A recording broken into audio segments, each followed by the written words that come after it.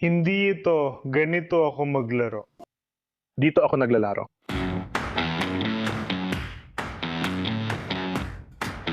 Sa isang komunidad malapit sa hangganan ng Gaza, isang eksentrikong eskultor ang nangongolekta ng mga misil na pinapaputok sa Israel.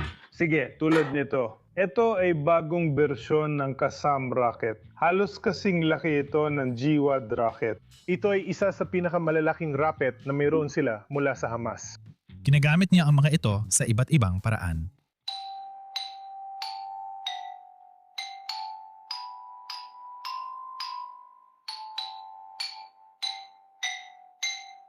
Ito si Yaron Bob na sa loob ng huling 18 taon ay nagwe-welding ng mga materyales mula sa mga rocket na bumagsak sa Israel at binibigyan niya ito ng panibagong buhay bilang mga eskultura, alahas at mga instrumentong pangmusika. Ilan sa mga gawa ko ay nandito. Ang menorah na nasa White House, nagustuhan ito ni na Donald Trump at Obama. Humingi rin si Buji na gumawa ako ng menorah para sa mga magulang ko. Itong isa, dapat ay pinakita ito 2 linggo nang nakalipas para sa European Parliament sa Brussels. Pero sa kasamaang palad, wala akong flight dahil nagpapaputok ng mga rocket ang mga Iranian. Bumalik ako dito para magtanghal. Tumatanggap si Yaron ng mga komisyon mula sa mga tao at gobyerno sa iba't ibang bahagi ng mundo. Dahil malapit kami sa hangganan ng Gaza, kadalasan ng mga misil mula sa Hamas at ibang teroristang grupo sa Gaza Strip galing sa mga rocket na bumabagsak dito. Habang lumalala ang digmaan sa gitnang silangan, dumarami rin ang materyales ni Yaron.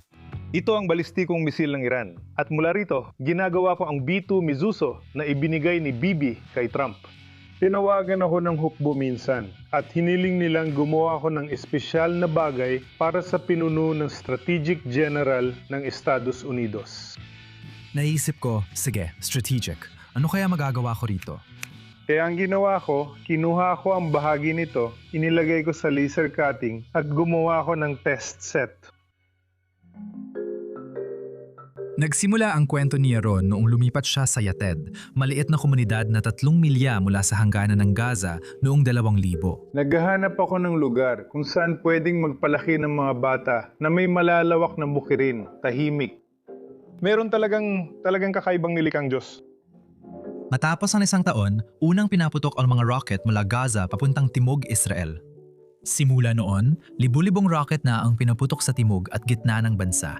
Isa rito ang naging wake-up call kay Yaron, isang guro ng computer science sa lokal na paaralan. Nasa loob ako ng silid-aralan nung break time.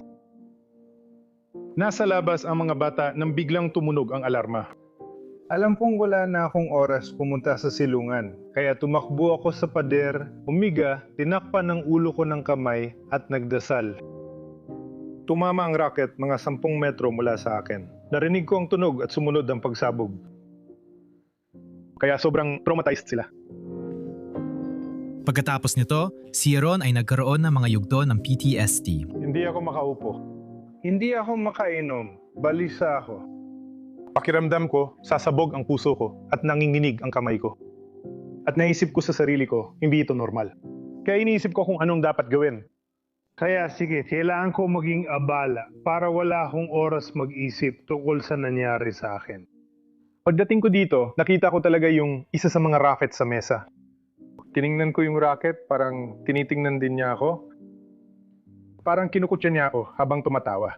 Kaya naggalit ako, kaya gusto ko siyang baluktutin at baguhin ang negatibo. Gawin itong iba. Sinimulan kong kunin ang rocket at pinutol ko ito at tiniba ko ito at ginawa ko itong rosas. Pagkatapos kong gawin ang rosas, parang may dumaloy na malinis na enerhiya sa akin. Linisin mo ako, alisin ang galit, pot at pagkadismaya. Alam ko mas mainam ang trabaho gamit ang metal kaysa gumasto sa psychiatrist. Kaya ito ang ginagawa ko ngayon. Napatunayan ni Yaron na therapeutic ito sa kanya, kaya nais niyang ibahagi ang kanyang mga likha sa iba pang may PTSD. Patuloy siyang nagtuturo at nag-host na yon ng interactive na workshop para sa mga may kaparehong sitwasyon gamit ang mga instrumentong pangmusika na gawa niya mula sa mga rocket. Kapag dumating ang mga bata at nakita nila ang mga rocket at pagkatapos ay tinugtog nila ito, nababago ang kanilang isipan kaya mas nagiging komportable ang kanilang pamumuhay. At ang musika ay isang makapangyarihang gamot. Ngunit may hamong hindi niya inaasahan. Ang mga pag-atake noong Oktubre 7, 2023 ay lubang sumalanta sa mga komunidad sa Timog Israel. Habang matagumpay na napigilan ng mga sibilyang puwersang panseguridad ng Yeted ang mga teroristang Hamas, hindi ganoon ang nangyari sa kanilang mga kapitbahay. Nawala sa amin ang tatlong lalaki. Mula sa aming lugar at Mushab, nawalan ako ng higit 40 kaibigan. Ang psikolohikal na dagok ay nag-iwan ng bakas kay Yaron. 5 buwan akong tumigil sa pagtatrabaho gamit ang mga racket. Para sa akin, napakabigat na kadiliman. Matapos ang 15 taon, nawala ang sigla niya sa sining, pero isang kakaibang proyekto ang nagbalik sa kanya. Tinawagan ako mula Europa at hiniling na gumawa ng iskultura para sa isang tao. Tumanggi ako at sinabi kong pasensya na, hindi ko magagawa yan. Nakiusap sila dahil mahalaga raw ang tao, pero sinabi kong wala akong pakialam. Sinabi nila sa akin na gusto nilang ibigay ito sa kampo ng konsentrasyon sa Auschwitz. At sabi ko, sige, gagawin ko yan. Pumunta ako rito, kinuha ang isang rocket, nilagyan ng plate na may huwag na muling mangyari at binigay kay Elon Musk. Pagkatapos kong gawin ito, naunawaan kong muli na ito ang bokasyon ko. Hindi na siya lumingon dahil sa geopolitical na sitwasyon ng Israel, hindi siya maubusan ng material. Pero natagpuan ni Rocketman Yaron ang bagong gamit ng kanyang kakayahan sa paghubog ng metal. Kailangan kong maging simbolo ng kapayapaan at pagkakaisa dahil ayaw namin ng digmaan. Kahit ano iba to nila, binabago namin yon mula sa dilim tungo sa liwanag.